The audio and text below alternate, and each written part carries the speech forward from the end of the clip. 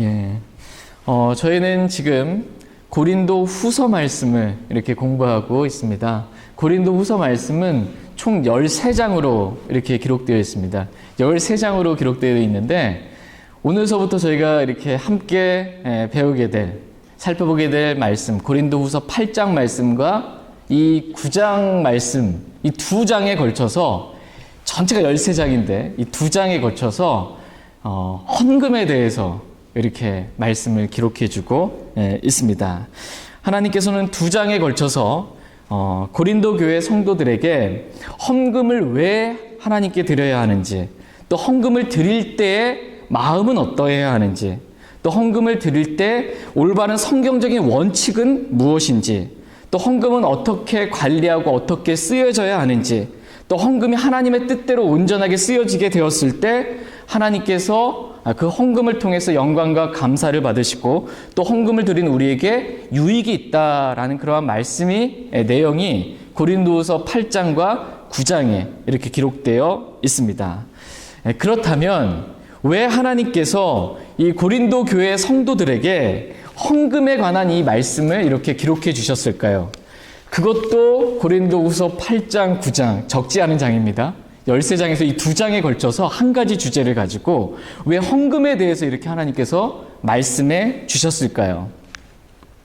이유는 고린도 교회 성도들이 이 헌금에 대해서 오해를 하고 있기 때문입니다. 헌금에 대해서 오해를 하고 있거나 또는 헌금을 드리는 데 있어서 잘못 실행하고 있기 때문에 그 오해를 풀어주고 또 잘못 실행하고 있는 부분을 바로잡아 주기 위해서 이 말씀을 기록해 주셨습니다. 오늘날도 마찬가지입니다. 많은 사람들이 헌금 그러면 이렇게 떠올리는 생각이 있어요. 헌금 그러면 뭐 성경적인 올바른 그 말씀을 떠올리라기보다는 개인적인 주관과 편견이 좀 이렇게 헌금 그러면 좀 있습니다. 그러면서 헌금에 대해서 오해를 합니다. 목사들은 마치 헌금이 자기 것인 줄 알고 헌금을 늘리기 위해서, 더 많은 헌금을 걷기 위해서 수단과 방법을 가리지 않고 여러 가지 방법으로 이렇게 헌금을 막 이렇게 거두는 그러한 일들이 있습니다. 이 거짓 대언자들에 대해서 이 예수님께서 하신 말씀은 양의 옷을 입은 약탈하는 일이라고 이렇게 말씀하셨어요. 겉은 양의 옷을 입었는데 이 속은 약탈하는 일이들 같이 그렇게 헌금을 강요하고 강탈하는 목사들이 있습니다. 또 헌금을 많이 내게 하기 위해서 헌금을 많이 내면 복을 받는다. 하나님께서 얼마나 넘치도록 부어주시는지, 너 창고에 차고 넘치도록 부어주시는지 한번 보라고 하면서 먼저 헌금을 드릴 수 있도록 속여 빼앗는 그러한 목사들도 많이 있습니다. 또 성도들은 헌금을 내는 목적이 올바르지 않아요. 헌금을 내는 목적이 뭐냐면 내가 하나님께 이만큼 헌금을 드리면 하나님께서 나에게 이만큼 축복해 주시겠지 라는 그러한 마음으로 헌금을 드리는 것입니다. 그러니까 헌금을 내는 목적이 이 세상에 복을 받기 위해서 마치 복채를 드리는 것처럼 헌금을 내는 그러한 사람들이 있습니다. 또 헌금을 내는 것이 아까워서 성도 중에 헌금을 내는 것이 아까워서 이 헌금을 내기 싫어서 교회에 안 가겠다고 하거나 또는 자신에게 유리한 말씀들을 이용해가지고 자신이 헌금을 내지 않는 것에 대한 타당성이 바로 여기 있다 이렇게 성경을 이렇게 이용하기도 합니다. 어떻게 보면 목사들도 그렇고요. 목사들도 그렇고 성도들도 그렇고 자신에게 유리한 말씀을 가져다가 이 헌금에 대해서 이렇게 이용할 때가 많이 있습니다. 이와 같이 오늘날 너무나 많은 사람들이 헌금에 대해서 오해하거나 헌금을 드리는 데 있어서 잘못 실행하고 있는 부분들이 너무나 많습니다. 그렇기 때문에 오늘서부터 저희가 공부하게 될 고린도후서 8장 그리고 고린도후서 9장 말씀은 하나님께서 우리에게 어떻게 하나님께 헌금을 드리는 것이 합당한지, 어떻게 드리는 것이 성경적으로 올바른지를 우리에게 알려주는 매우 귀한 말씀입니다. 그러니까 헌금에 대한 그동안 여러분이 이렇게 교회 생활 하시면서 헌금에 대해서 들었던 수많은 생각들 있잖아요. 그리고 헌금에 대해서 나 나름대로 가지고 있는 그 가치관, 주관, 편견, 생각, 이것들은 다 지워버리고요. 이제 앞으로 성경인 헌금에 대해서 뭐라고 말씀하시는지 이것만 보시길 바랍니다. 모든 편견 이런 거 다 지워버리고 성경은 헌금에 대해서 뭐라고 말씀하시는지 그것만 정확하게 알고 그대로 믿고 그대로 실행하면 됩니다. 그러면 자유롭습니다. 저와 여러분이 그렇게 될 수 있길 원합니다.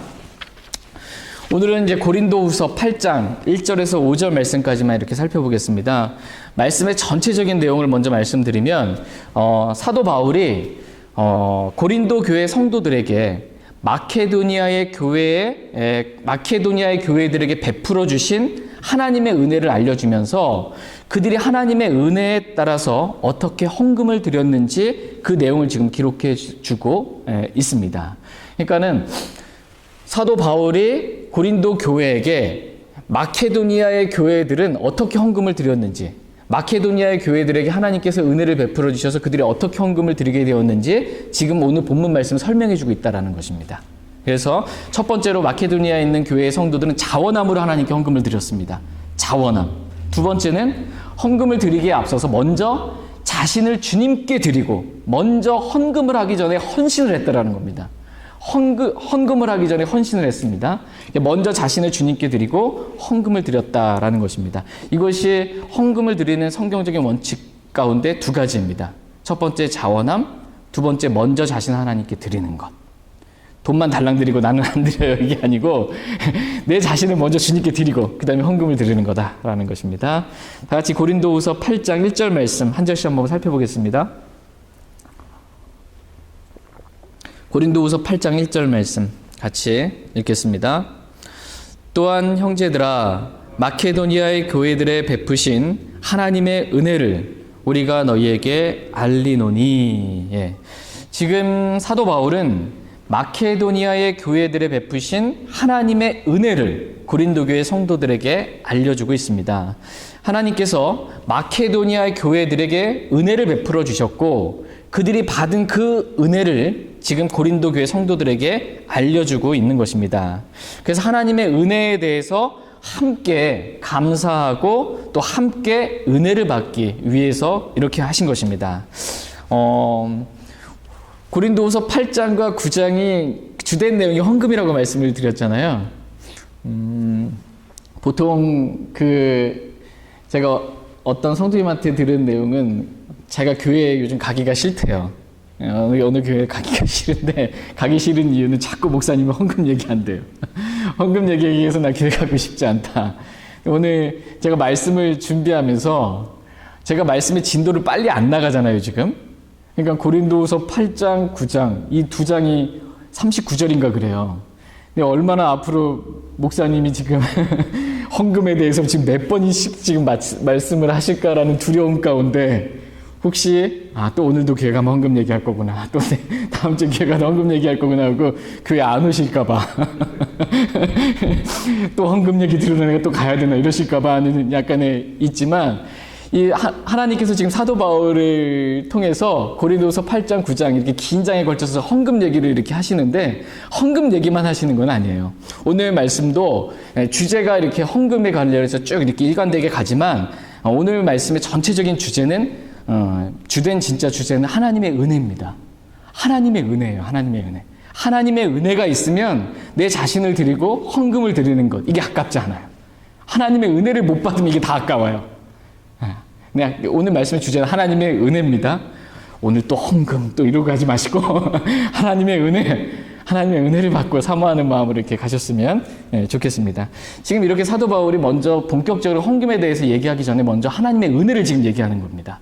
마케도니아에 있는 교회들에게 베푸신 하나님의 은혜가 얼마나 큰 것인지 그 은혜에 대해서 지금 말씀해주고 있습니다. 그래서 그 은혜를 지금 고린도 교회 성도들에게 알리는 거예요.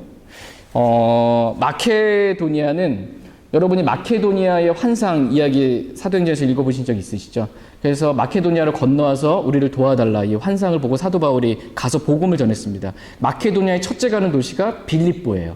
빌립보 교회. 그 다음에 데살로니가 교회 이렇게 있습니다. 베레아 이렇게 있고. 그래서 마케도니아는 그리스에 있는 북부 지방입니다. 이 마케도니아에 있는 거, 마케도니아의 교회들에게 베풀어 주신 하나님의 은혜를 지금 사도 바울이 고린도 교회에게 지금 전해주고 있는, 알려주고 있습니다. 고린도 교회는 그리스 지방의 남쪽 지역에 있는 지방, 고린도에. 그러니까 아가야 지방입니다. 아가야 지방. 거리적으로 상당히 거리가 있습니다.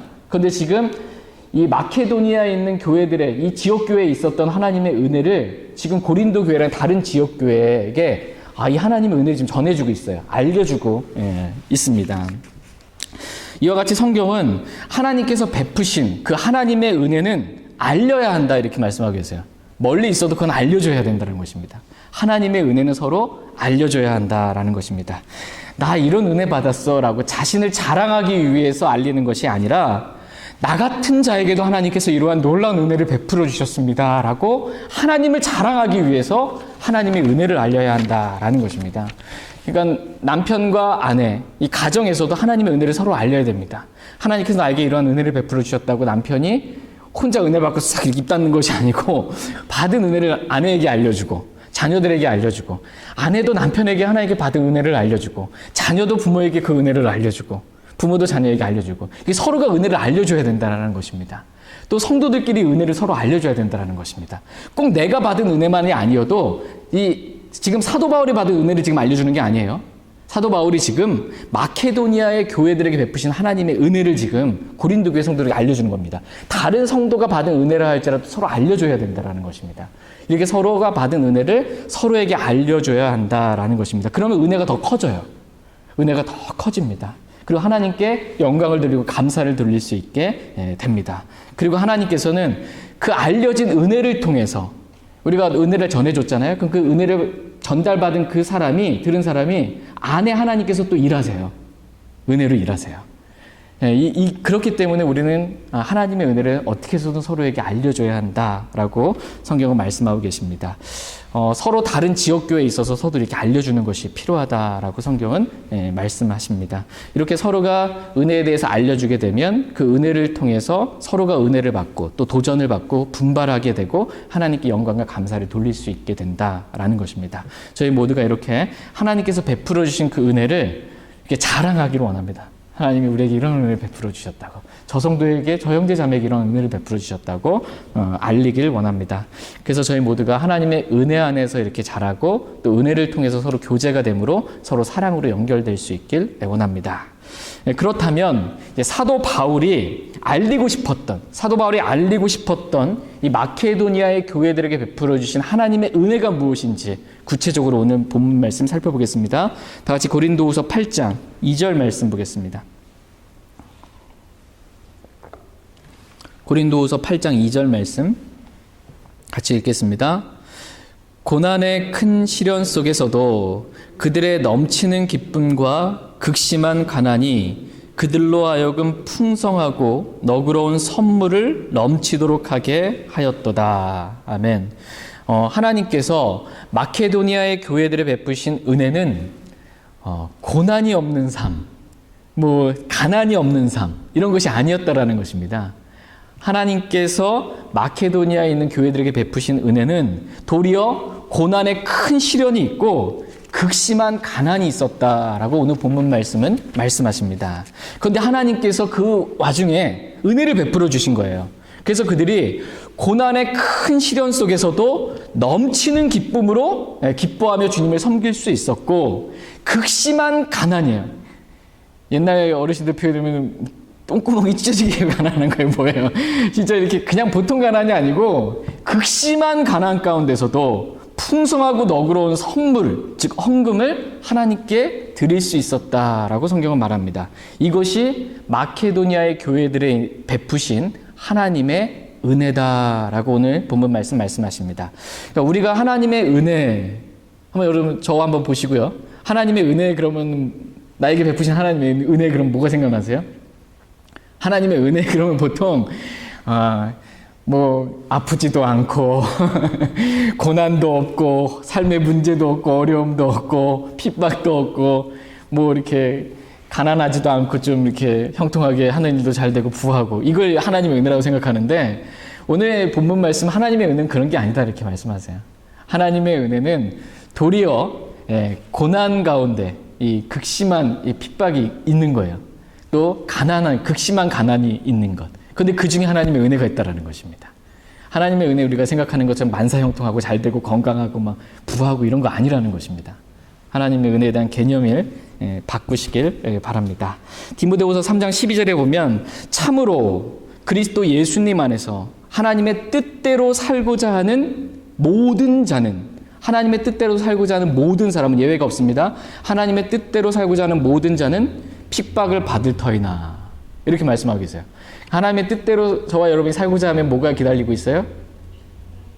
만사형통이 아니고 핍박이 기다리고 있다, 이렇게 성경은 말씀하십니다. 그러나 하나님의 은혜가 있으면 고난의 큰 시련 속에서도 넘치도록 기뻐하면서 주님을 따르고 섬길 수 있다라는 것입니다.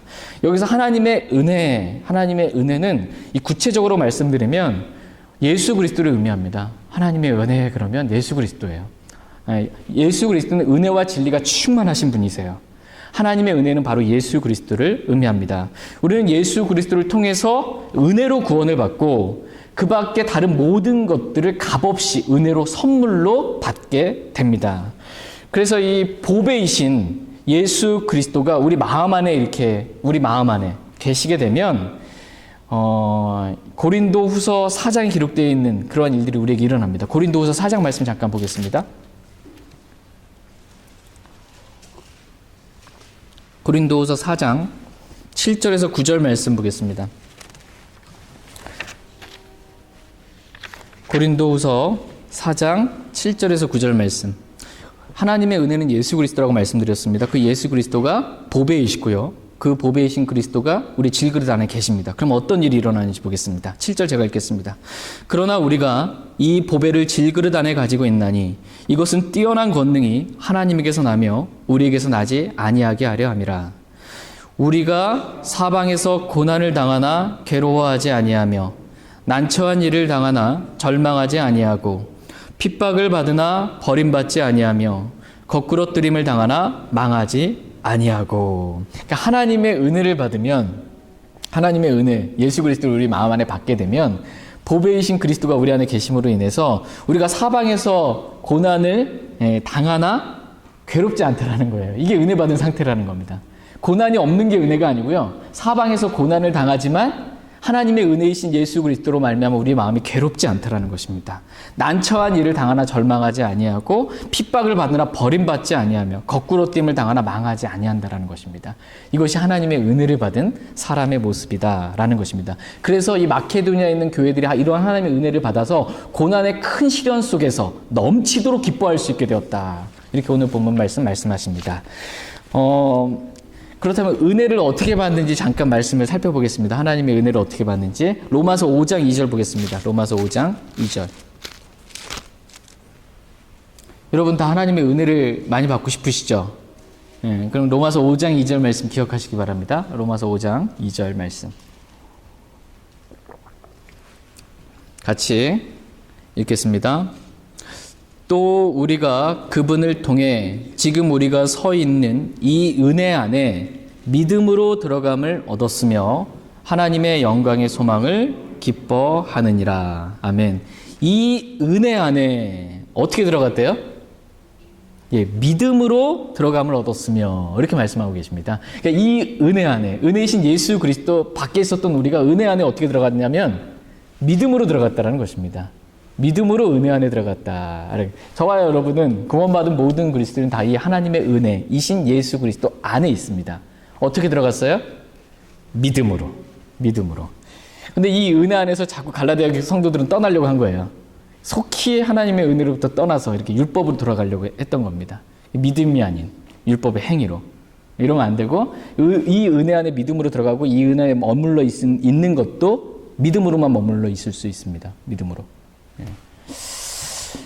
이렇게 하나님의 은혜 안에 들어가게 되면 그 로마서 5장 21절 말씀 한번 보시겠습니다. 21절. 로마서 5장 21절. 같이 읽겠습니다. 이것은 죄가 군림하여 사망에 이르게 한 것 같이 은혜도 의를 통해 군림하여 예수 그리스도 우리 주로 말미암아 영원한 생명에 이르게 하려 함이라. 여기서 보시면 은혜도 의를 통해 군림하여, 이렇게 말씀하고 계세요. 은혜가 군림한다면, 우리가 은혜 안에 들어가잖아요. 그럼 은혜가 우리를 군림하는 것입니다. 은혜가 우리를 다스리고 통치하는 것입니다. 이게 은혜 아래 있는 성도의 모습이에요. 그러니까 다 하나님의 은혜라는 것입니다. 다 하나님의 은혜입니다. 은혜가 우리를 군림합니다. 디도서 2장 11절 12절 말씀에 보면 구원을 가져다 주시는 하나님의 은혜가 모든 사람에게 나타나 우리를 가르치시되 이렇게 말씀하고 계세요. 은혜가 지금 우리를 가르쳐요. 그러니까 우리가 믿음으로 하나님의 은혜 안에 들어갔습니다. 그럼 은혜가 우리를 군림합니다. 그리고 은혜가 우리를 가르칩니다.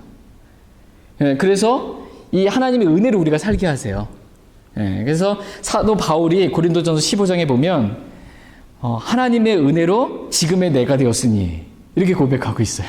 그러니까 은혜가 군림하는 삶을 사도 바울은 산 거예요. 은혜가 군림하는 삶, 은혜가 가르치는 삶을 살았더니 어떤 삶이 된 거예요? 사도 바울이 사는 삶이 된 겁니다. 그러니까 저와 여러분이 은혜 안에 있으면 어떻게 되냐면 사도 바울과 같은 삶을 살게 돼요. 은혜가 우리를 군림하고 은혜가 우리를 다스리고 은혜가 우리를 가르치면 그런 삶을 살게 됩니다. 하나님의 은혜가 우리를 이렇게 변화시켜 주기 때문에 우리는 그냥 하나님의 은혜 안에 들어가서 그 하나님의 은혜 안에서 떠나지 않고 그 은혜 안에 머물러 있기만 하면 됩니다.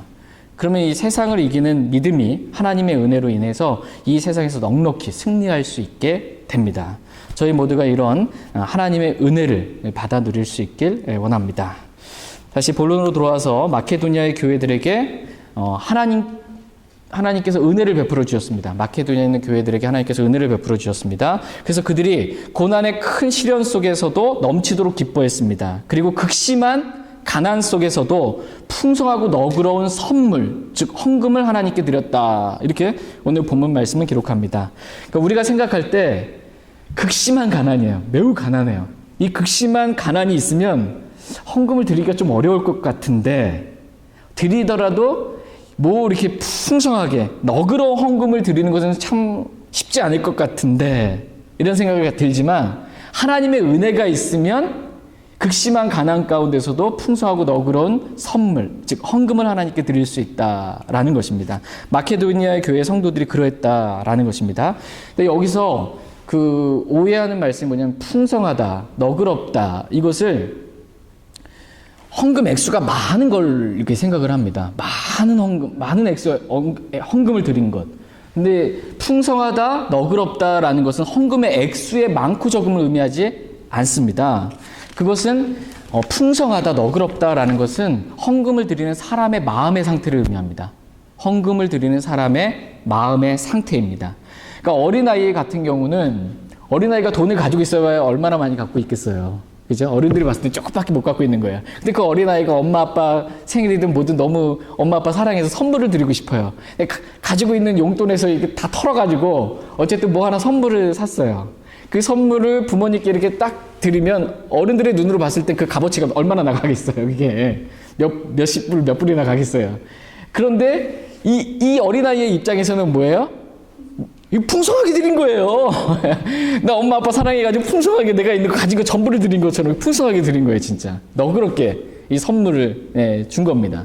예수님도 지금 그 말씀을 하세요. 누가복음 21장에 보면 잘 아시는 말씀처럼 가난한 가부가 있잖아요. 가난한 가부가 있고 부자들이 있는데 그 헌물을 드리는 걸 지금 예물을 드리고 있는 것을 예수님이 그 앞에서 이제 보세요. 지금 보시면서 가난한 가부가 2렙돈 이렇게 2렙돈을 이렇게 드리는 것을 보면서 예수님께서 하신 말씀, 이 가난한 과부가 그들 모두보다, 이거 부자들을 의미합니다. 그들 모두보다 더 많이 넣었도다. 이렇게 말씀하고 계세요. 부자가 돈을 많이 넣어서 헌금을 많이 냈어요. 가난한 가부가 더 많이 냈어요.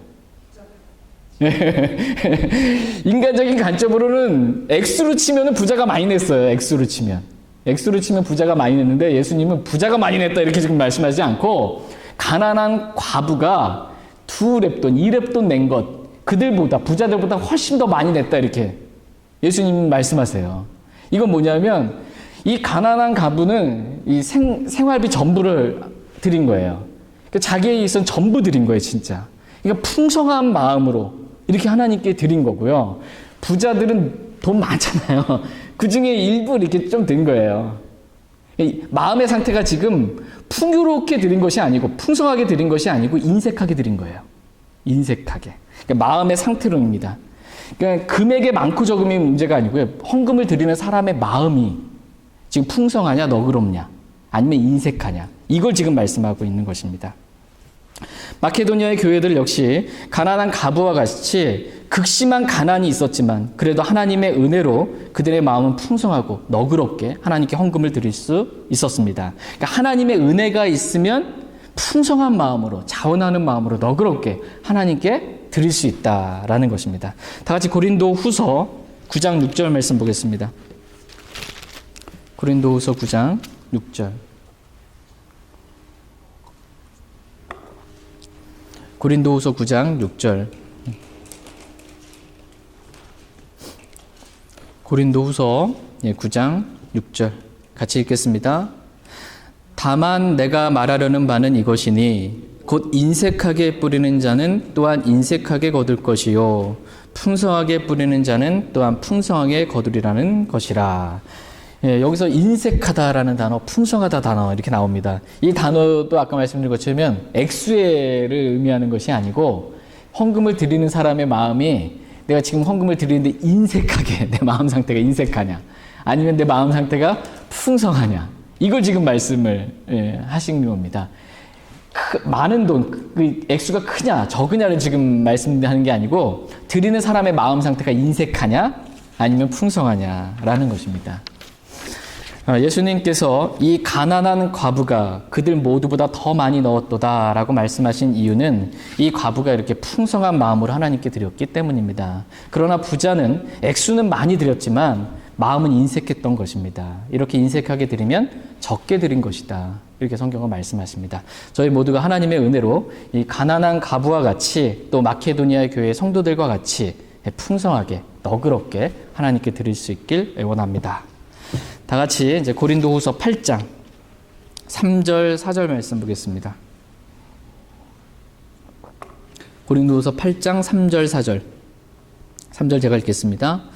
내가 증언하노니 그들이 힘 닿는 데까지 하였을 뿐 아니라 참으로 힘에 넘치도록 자원하여 하였고 우리가 그 선물을 받아줄 것과 또 성도들을 섬기는 교제일을 맡아줄 것을 우리에게 매우 간절히 구하였노라. 아멘. 지금 사도 바울이 마케도니아 마케도니아에 있는 교회들에 대해서 지금 증언을 하고 있습니다. 마케도니아의 교회들 그러면 아까 말씀드린 것처럼 빌립보 교회, 데살로니가 교회 이렇게 우리가 아는 교회들입니다. 이 교회들이 극심한 가난 가운데서도 힘 닿는 데까지 참으로 힘에 넘치도록 하나님께 자원하여 드렸다라는 것입니다. 여기서 헌금을 드리는 중요한 첫 번째 원칙을 이렇게 볼 수 있습니다. 앞으로 계속 나옵니다. 헌금을 드리는 성경적인 올바른 원칙. 첫 번째 원칙이 자원함입니다. 자원함. 헌금은 반드시 자원함으로 드려야 돼요. 억지로 드리면 안 된다는 겁니다. 사람 보고 눈치 보고 이렇게 하는 게 아니고 헌금은 반드시 자원함이라는 것입니다. 각자가 자원함으로. 헌금은 자원함으로 드리는 것이지 마지못해 드리거나 억지로 드리는 것이 아닙니다. 이렇게 자원함으로 힘에 넘치도록 드린 선물을 마케도니아의 교회들의 성도들이 사도 바울에게 지금 내가 드리는 이 헌금을 받아달라고 지금 매우 간절히 구했다. 이렇게 성경은 기록하고 있습니다. 그러니까 말하자면 헌금을 드리면서 이 마케도니아에 있는 교회 성도들이 헌금을 드리면서 사도 바울에게 제발 이 헌금 좀 받아주세요. 얘기한 거예요. 제발 이 헌금 좀 받아주세요. 라고 간절하게 구했다라는 것입니다. 한번 생각해 보시기 바랍니다. 우리가 하나님께 헌금을 드리고, 경배를 드리고, 우리 자신을 드리고, 하나님께 다 드리는데, 하나님께서 필요 없다, 그러신다고 한번 생각해 보세요. 하나님께 제 인생을 드리겠습니다. 제 헌신해서 저를 드리겠습니다. 헌금도 드리겠습니다. 드리겠습니다. 그런데 너 필요 없어. 이렇게 하나님이 하신다고 한번 생각해 보세요. 나는 드리는데 하나님 안 받아주시겠다. 이거 엄청난 일입니다. 받아주셔야 되는 거예요. 하나님 받아주셔야 이게 감사한 겁니다. 지금 마케도니아의 교회 성도들의 마음이 지금 이랬다라는 것입니다. 나 같은 자를 사용해 주시는 것만으로도 지금 감사하다는 거예요. 나 같은 자를 사용해 주시는 것만으로도. 내가 드리는 이 헌금을 하나님이 받으셔서 그 헌금을 주님의 일에 써주시는 것만으로도 저희는 감사합니다라는 거예요. 감지덕지입니다라는 것입니다. 무슨 하나님이 돈이 없어가지고 국어라 제발 좀 헌금 좀 내라 이런 분은 아니라는 거예요. 하나님이 나 같은 사람 없어가지고 못 사용하시는 분이 아니라는 거예요. 너 아니면 다른 사람 쓰겠다라는 거예요. 근데 저 같은 자를 받아주시고 저희가 드리는 헌금을 받아주시는 거, 이것만으로도 감사하다라는 것입니다.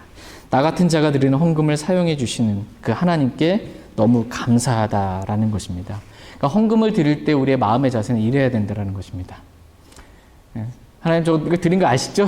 기억해 주시고 복 주세요. 뭐 이렇게 드리는 게 아니고 받아주셔서 감사합니다. 써주셔서 감사합니다. 이렇게 드려야 한다라는 것입니다. 또 우리는 여기서 이 선물이라는 표현을 보게 됩니다. 선물.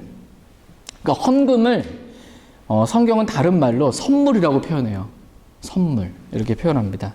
2절 말씀에 보시면 풍성하고 너그러운 선물을 넘치도록 드렸다 내용이 기록되어 있고요. 4절에서 보면 우리가 그 선물을 받아줄 것을 매우 간절히 구하였다라고 이렇게 기록하고 있습니다. 그러니까 우리가 드리는 헌금을 지금 뭐라고 표현해주고 있습니까? 선물이라고 이렇게 표현해주고 있습니다.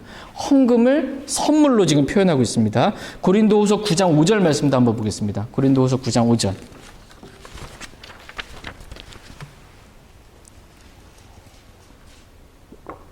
고린도후서 9장 5절 말씀 보겠습니다. 같이 읽겠습니다.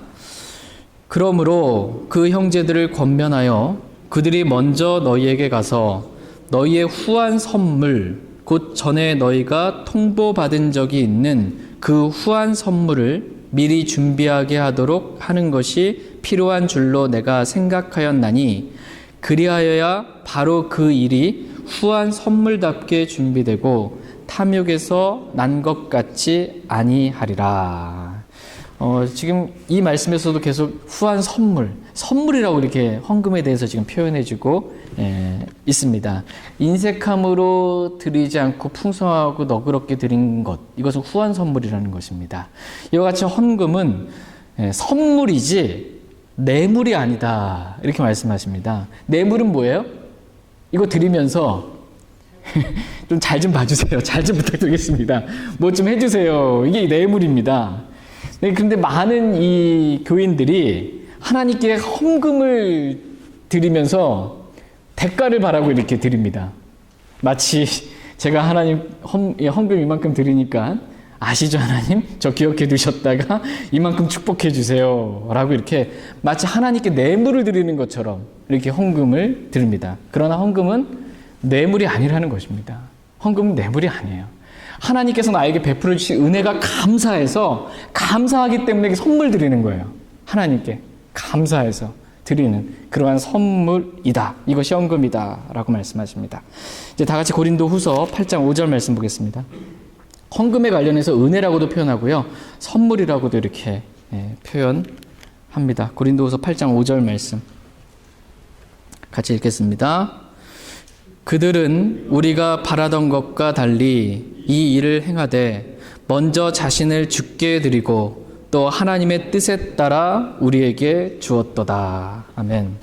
헌금을 드리는 두 번째 원칙, 이 두 번째 원칙은 먼저 자신을 하나님께 드리고입니다. 먼저 자신을 하나님께 드리고, 헌금을 드리기 앞서서 먼저 자신을 하나님께 드려야 된다라는 것입니다. 하나님은 헌금을 드리는 사람이 먼저 자신을 주님께 드리고 그 다음에 헌금을 하나님께 자원함으로 드릴 수 있기를 원하십니다. 하나님이 무슨 돈이 없으셔서 우리에게 돈을 구걸하시는 그러한 분이 아니십니다. 하나님은 모든 것을 소유하신 분이세요. 모든 것의 주인이 되시는 그러한 분이십니다. 그렇기 때문에 하나님은 돈이 아니라 우리 자신을 원하십니다. 저와 여러분을 원하세요. 그래서 먼저 우리 자신을 주께 드리고 라고 이렇게 말씀하십니다. 마케도니아의 교회들의 성도들이 이와 같이 먼저 자신을 하나님께 드리고 하나님의 뜻에 따라서 자원함으로 헌금을 사도 바울에게 주었다라는 것입니다. 하나님은 눈에 안 보이니까 사도 바울에게 줘서 이 헌금을 잘 사용해 주세요 라고 이렇게 주는 거예요. 우리도 하나님께 드리는데 지역교회에 이렇게 드리는 거잖아요. 하나님의 말씀에 따라 이 헌금을 잘 사용해 주세요 라는 것입니다. 저와 여러분 역시 헌금을 드리기에 앞서 먼저 우리 자신을 하나님께 드릴 수 있기를 원합니다. 하나님의 은혜가 있으면 우리 자신을 하나님께 드리는 것이 어렵지 않습니다. 또 풍성하고 너그러운 헌금을 하나님께 자원함으로 드리는 것도 어렵지 않습니다. 이게 어려운 이유는 뭐냐면 지금 내 안에 하나님의 은혜가 없기 때문에 어려운 겁니다. 하나님의 은혜가 내 안에 없는 상태에서 내 자신의 일생을 하나님께 드린다? 이게 드리기 있을 수 없는 일입니다. 하나님의 은혜가 없는데 헌금을 풍성하게 너그럽게 드린다? 안 되는 겁니다, 이게. 하나님의 은혜가 있으면 내 자신을 주님께 드리는 게 가능하고, 하나님의 은혜가 있으면 풍성하고 너그럽게 하나님께 헌금을 드리는 것이 가능합니다. 첫 번째가 다 하나님의 은혜예요. 하나님의 은혜. 하나님의 은혜가 내 안에 있는 것. 이것이 중요합니다. 하나님은 우리에게 언제나 풍성하게 은혜를 베풀어 주시는 분이시지만, 하나님은 저와 여러분들에게 풍성하게 은혜를 베풀어 주시기 원하세요. 근데 우리가 그 은혜를 풍성하게 받지 못하는 이유는 뭐냐면, 첫 번째, 은혜 안에 어떻게 들어가요? 믿음으로 들어가요. 믿음이 없기 때문에 하나님의 은혜 안에 못 머물러 있는 것입니다. 구원을 잃어버린다는 얘기가 아니고요. 실제로 하나님의 은혜를 마음 가운데 누리고 체험하지 못하는 이유가 믿음이 없기 때문입니다. 불신 때문에. 믿음이 없기 때문에 은혜를 누리지 못하고, 또는 성경 말씀을 가리켜서, 하나님 말씀을 가리켜서 은혜의 말씀이라고 말씀하세요. 하나님의 은혜가 나랑 먹는 이유는 뭐냐면 이 은혜의 말씀과 내가 지금 멀기 때문입니다. 세상과는 가까운데 말씀과는 멀어요. 그럼 하나님의 은혜가 내 안에 없어요. 하나님의 은혜를 경험하기 어렵습니다. 또 예수 그리스도가 은혜라고 말씀을 드렸어요. 근데 예수 그리스도, 은혜이신 예수 그리스도와 개인적인 교제가 안 돼요, 지금. 예수 그리스도와 아침마다 교제가 안 돼요. 그럼 하나님의 은혜가 먼 것입니다. 은혜이신 예수 그리스도와 멀기 때문에 그렇습니다. 또 하나님께서는 겸손한 자에게 은혜를 주시지만 교만한 자는 어떻게 해요? 물리치신다. 내 지금 영적인 마음의 상태가 교만하기 때문에 하나님의 은혜를 받을 수 없는 상태이기 때문에 하나님의 은혜가 내 안에서 먼 것입니다. 그러나 우리가 하나님의 은혜를 받으면 우리가 마케도니아 교회의 성도들과 같이 고난의 큰 시련 속에서도 넘치는 기쁨으로 주님을 섬길 수 있고, 또 먼저 자신을 하나님께 드리고 자원함으로 헌금을 풍성하게 내어드릴 수 있습니다. 하나님의 은혜가 있으면 이게 자연스럽다라는 것입니다. 저와 여러분에게 필요한 것은 뭐라는 거예요?